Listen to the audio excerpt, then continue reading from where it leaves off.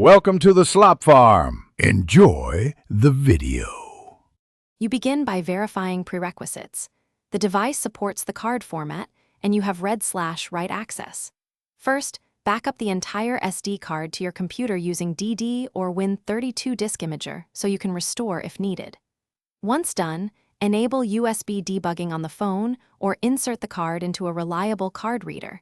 This gives you direct access and avoids wireless errors. Make sure you have necessary passwords, any device PIN, and administrative rights on your computer before proceeding.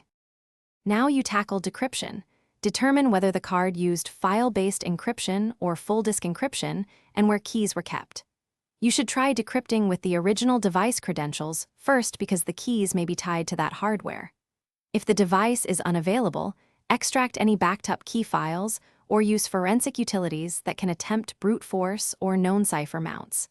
Make sure to work on the image copy, not the original card, because trial and error may corrupt data and you want to preserve recoverable files. Finish by copying decrypted content from the image to secure storage and verify file integrity. Open several key files to confirm success. If decryption fails, don't reformat.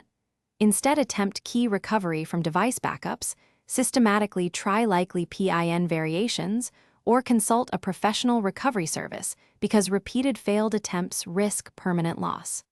Once you have confirmed all data is safe, you can optionally reformat the SD card and restore your clean backup. A quick troubleshooting tip: if mounting fails, check card image checksum and retry with a different reader. Thanks for watching. Consider subscribing if we helped you today.